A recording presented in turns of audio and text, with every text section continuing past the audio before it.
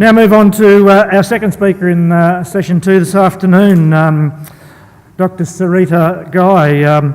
Sarita, I guess for me, from my discussions with her, she's a city girl who saw the light and got into agriculture, and then even saw the light again and came to sunny Armidale, obviously attracted by our magnificent weather year round. Sarita comes from an academic background in terms of a veterinary background, but completed a PhD in genetics at Sydney University, and has subsequently moved up to Armidale to join the AGBU team, specifically working with Daniel Brown in the Almtech program I mentioned before, the Advanced Livestock Measurement Technologies, where Sarita's a postdoc working in that data management and data transition area with Daniel. So Sarita, over to you to tell us your story from that space, please.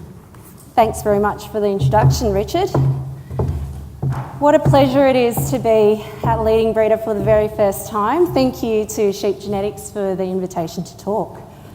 So this session is breeding within an integrated supply chain, which is about the growing connection between the breeder and the consumer and how this impacts on-farm processes. So let's firstly define what the supply chain is. So here's a simplified diagram of the supply chain. We have seed stock breeders who provide genetics for animals to commercial breeders, who then grow them out and sell them directly over the hooks to processors or via sale yards. Alternatively, they are further fed out at feedlots before processing. Then the meat products enter the retail market and are consumed by consumers. So it's important to acknowledge that this isn't just a value chain, a supply chain, but it's actually a value chain as well. And what happens in one sector can impact other sectors. So this means that when we make selection decisions here, we need to understand what is happening on the rest of the chain. So Nat just talked about understanding the consumer. What I've been asked to talk about is some of our Almtech work, in particular with the work that we've been doing with processors and the enhanced data capture for lean meat yield and eating quality. So what I'm going to talk about firstly is to outline what is currently happening when it comes to data capture along the supply chain, then how Almtech fits in as a project for the enhanced data capture as well as feedback or information flow, then what this all means for breeding sheep in the future environment, which is the theme of this forum. So here we have the supply chain again, and what we actually see is that within each of the sectors, there is varying degrees of data capture. There is also a lack of information sharing, especially from right to left. Some have described it as information silo, so there's not much transfer of information or data. There's also a lack of animal identification integrity, especially as we move from left to right. So in general, animals are well pedigreed or ID'd in the seed stock sector, but as we move to the right, it's more on a mob-based or lot-based system. Now this appears to be an issue if we're wanting to collect carcass data on genetically informed animals. We firstly need to capture the data, then to have the data flow to our genetic evaluation databases, and we also need this data on an individual animal basis. So what do we do when it comes to collecting data then for our resource flocks?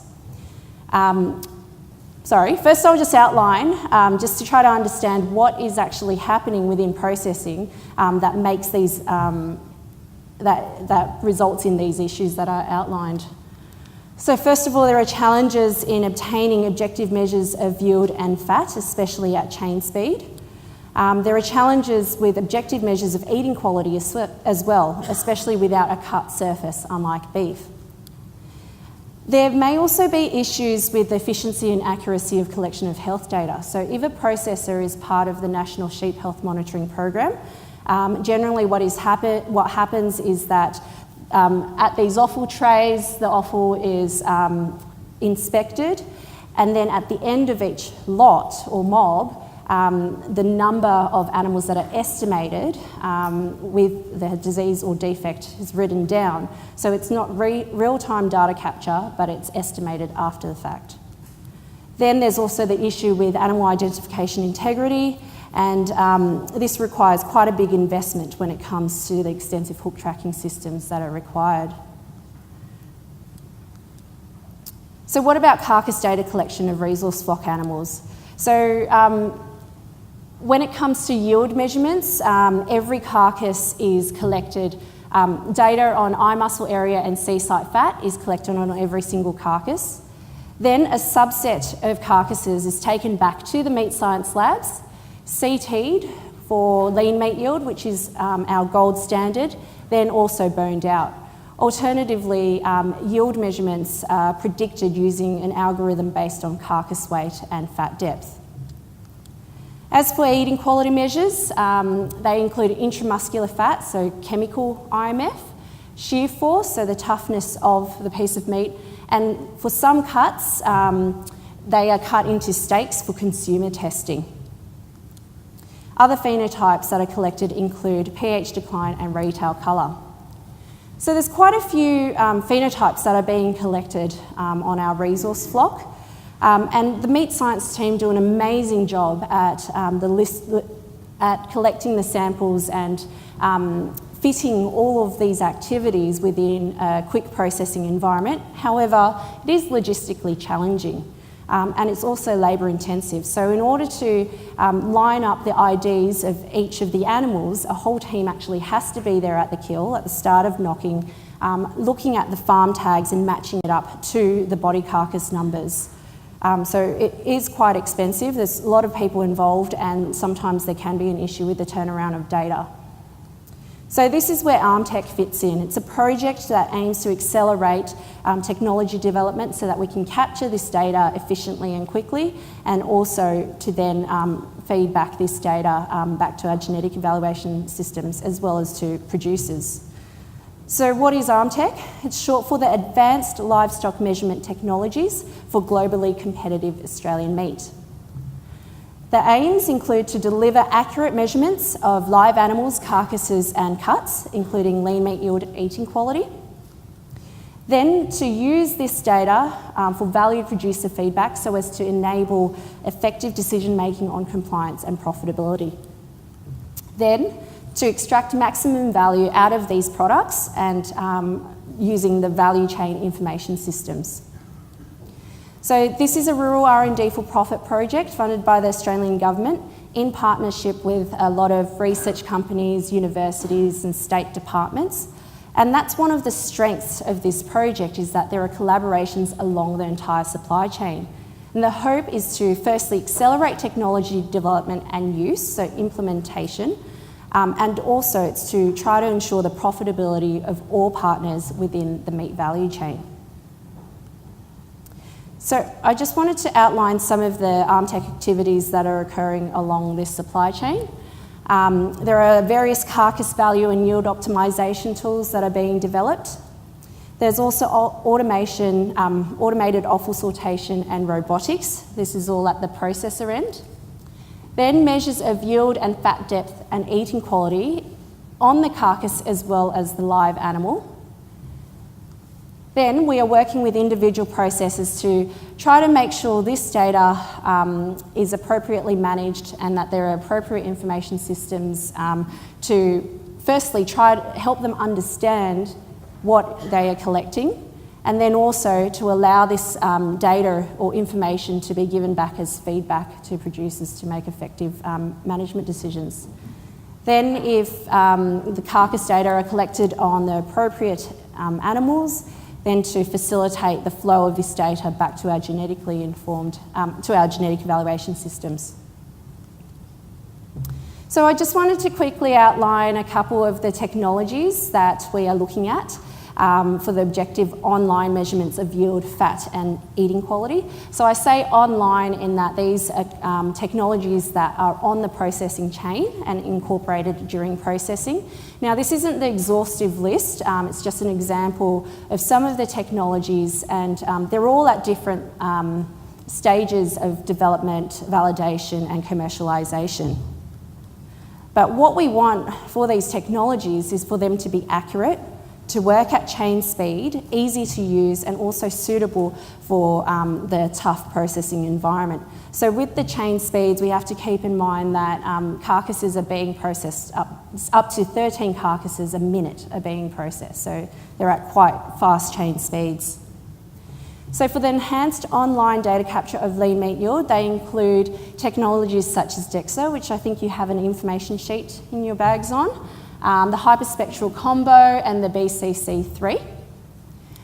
For fat depth, we have, at the moment, how fat depth is normally being measured is either through palpated fat or with the GR knife, but we are also looking at technologies such as the microwave technology with various antennas or probes, as well as the ICE probe, to try to objectively measure fat depth at sea site.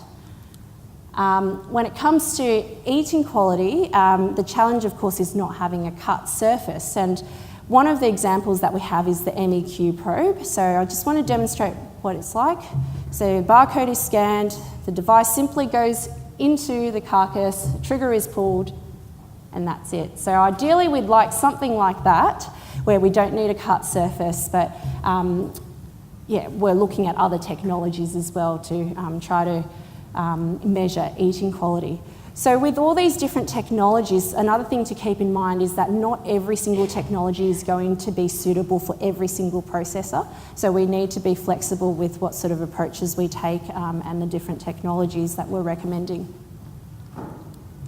And the ultimate hope is that if we have online measures of yield and eating quality, we might be able to come up with a cuts-based grading system, such as for the beef MSA system, so that processors can then grade, sort, and cut accordingly. And then this may then also underpin the pricing signals that may follow. Another component to data capture in the during processing is the data capture of poor health. So in sheep, we see things like grass seed, broken ribs, and vaccination lesions. So some of these conditions or disease and defects we may not actually see in the live animal, and they're only observed during processing, where every single carcass is inspected to ensure fit for human consumption. Now, capture of health data is important because it's costly. Firstly, if a condition is observed, generally what happens is the carcass is placed onto the retain rail, and then the condition, if it's not so severe, it's trimmed. So for example here, with the broken rib, if there's a broken rib here, then this whole rib is actually removed. For some conditions, then it may cause lower growth rates. And if it is, the carcass is trimmed sufficiently, this means that the processor needs to find a market for this carcass, so they may actually, the carcass may be downgraded due to failure to meet market specifications. And if the condition is severe enough, the carcass is basically not worth anything, so no payment is provided. Ultimately, poor health decreases profitability for producer and processor. So I've been working with another rural R&D for profit project, the Health for Wealth project, which is working with processors to try to upgrade their systems to capture this data and to provide feedback to producers and to help them use this feedback. So what about enhanced feedback or information flow of this data? So again, we've been working on an individual processor level because all their systems are quite different. We've been helping them to identify opportunities to improve systems, prepare for integration of any potential new online systems, and also to help them build relationships with their producers to help them assess and improve management practices. So again, for example, with the health data, if they realise there's something going on, they can then try to make the decisions to try to reduce the risk of it happening. For example, vaccination lesions, not understanding that the contractor that they're using may be inappropriately applying the vaccination. Ultimately, the goal is to make informed management decisions to increase health and welfare, compliance to market specification, and ultimately profitability. So what about information flow of genetically informed animals? We obviously need to obtain the carcass data, combine it with the on-farm data, and then submit it to our genetic evaluation systems. So we've been working with MLA to try to come up with different pipelines for the efficient flow of data. One of the examples is if we have an online technology that's available on the processing end, this data can come directly to us, and then the on-farm data could come directly to us. Alternatively, processor could send the data to the breeder, and all of the on-farm and carcass data then goes to the genetic evaluation systems. However, again, remember each of the processor's systems and business models can differ. So how this is going to be transferred is still up to debate, and we may need flexible systems to allow for this to happen. Now, just to end, what does this all mean for you if we have these measures of eating quality and yield? Well, first of all, just know that we are continually using the resource flock and testing these technologies to try to understand the traits that are being measured by these new technologies. And what we're really doing is trying to get ready for any future market signals. So being ahead of the game and making sure we're ready. And of course, you've heard over the last 2 days just this constant need to select not only just for yield and eating quality.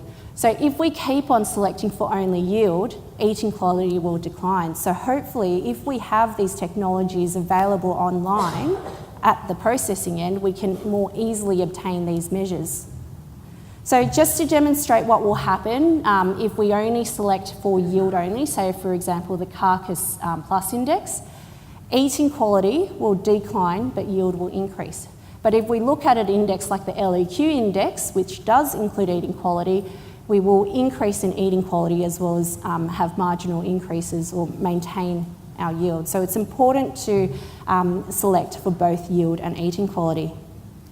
So what can you do to breed for yield and eating quality? First of all, keep on taking live animal measures such as weights, eye muscle area and fat depth, because these are indicator traits for yield. Then to genotype and record on farm, so that if you have links to the resource flock, you can maximise that linkage and make use of the data being collected on the resource flock. Then there are also opportunities to progeny test. Especially if we have these online technologies, this will become faster, cheaper and more efficient. So there will be more opportunities for you to collect carcass data. And at the end of the day, by increasing the amount of data, of accurate data on carcasses, we will increase the accuracy of our ASBVs and we will have greater genetic gains in yield and eating quality. So there are a couple of questions that we still have. We're investing quite a lot of money when it comes to these new objective technologies. Can we do something else in the meantime? And we've been looking at this visual marble score grading system here, which is quite highly aligned to chemical IMF. And in our preliminary results, we have shown that there is evidence of genetic variation. So the Kiwis are already breeding for this, looking at this visual marble score. Now, this might not be a tool for the normal processing environment, but it may be a tool for breeding, save your progeny testing. Just an alternative tool that may be available, which is cheap as well. So another thing that we need to try to work out is who owns and pays for the data. So this is still up for debate, and it's something that we obviously need to work out with the increased flow of collection and flow of data. So just to conclude, there are challenges with data capture and information flow in the processing environment. It's a very tough environment, but we are working with quite engaged processors in the lamb and beef supply chains to try to make it work, because this carcass data feedback will allow informed management decisions in processing on farm as well as for breeding. Technologies that enable objective carcass measurements and easier measurements of yield, fat and quality will increase our ASBV accuracies and we will have greater genetic gains.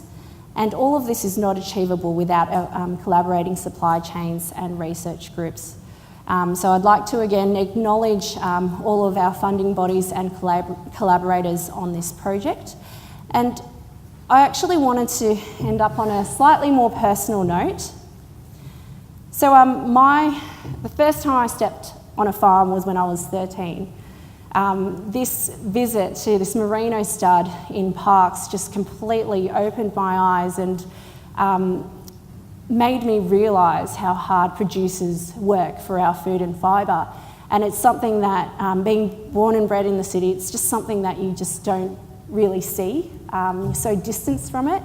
But now I'm really proud to say that I'm actually like to be part of this industry, and I hope to continue passing on this appreciation and love for the industry on with the next generation as well. So thank you. If there's any questions, happy to take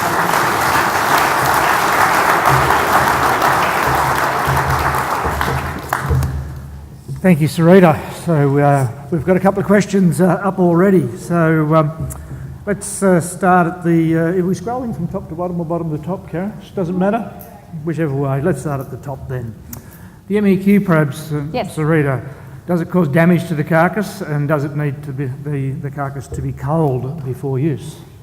Yes, so the probe, there's 4 prongs to the probe and they're only quite small. When you withdraw the probes out, it doesn't seem to cause much damage at all, and I know that MEQ guys are testing it on hot and cold as well, but I'm not sure what the actual status is for the effectiveness of it yet. But if you wanted to know any more information, Pete McGilchrist is here. He's somewhere here. He would be more up to date on the actual status of the eating quality technologies. So just to add to that, if I may, Sarita, with that particular probe, the Almtech program has its annual review in 3 weeks' time, and we'll be getting a detailed analysis of their work to date. So we're just a little premature to answer that effectiveness question. Would you be able to use the MEQ probe on a live animal or something similar in a handler? Well, it's not currently part of it's not part of normal production at the moment. So in order to do that, we'd obviously have to get animal ethics to get that tested. If you use something like an MEQ probe, which is invasive, there may be a need for anaesthetic as well. So I think one of the other ideas is the microwave probe may actually be able to detect IMF on the live animal, which is just where you just touch the surface as well, say on the sea site. So that's one of the other technologies that we may be looking at, or even try to update ultrasound technology as well. So. And just adding to that a little more again, if I may, there's a couple of other technologies underway, some applications of different types of CT technology coming out of other industries, not the medical CT, and more recently a technology called nuclear magnetic resonance is also sparked some interest, and we're looking at that in a little bit more detail over the next 12 months. So, but obviously considerably more difficult on a live animal, where I don't think you'd get away with poking the 4-prong MEQ probe into the animal. How long has the Almtech project been going for, and what's its future, Sarita? So I think the Almtech project started 3 years ago. Yeah, so I've only been with the project for just over a year. So, and I think it's meant to wrap up in about another year or so, or a year and a half. But we have put in another rebid for another 3 years of funding for the commercialisation of the technology. So. Yeah, so the Untitled program is its core funding comes from a federal grant scheme called Rural R&D for Profit, which has had 3 rounds of grants, and there's one more round to be allocated to the best of our knowledge at this stage, and we're waiting to see whether the review of those applications get caught up in the pending federal election or not. So we're not quite sure when we'll hear an outcome on that application. Sarita, obviously a seed stock breeder here. Will my clients in the future be able to slaughter commercial progeny side by rams from my stud and get that feedback into genetic evaluation? Yep, great question. So there is a little bit of debate at the moment as to what the data requirements are when it comes to the genetic evaluation of commercial carcass data. As far as I'm concerned, as long as it meets the guidelines by sheep genetics, if we have all the appropriate fixed effects or on-farm data, in order to make unbiased comparisons between animals, I don't see why that would be an issue, but I think that's something that we are working towards, hopefully, as long as we have the data structure requirements in place. Back to workplace health and safety. Didn't every good kid grow up sliding around behind something on an old car bonnet? We're becoming way too safety conscious, aren't we? Well, we've just, we're in the process of buying a property with dams and trees, and I'll be encouraging the kids to go and climb trees and ride quad bikes around. So, yeah, it's part of growing up in the country, I suppose. Terrific. Well, I think that might bring us to a close there, so please join me in thanking Sarita for that presentation.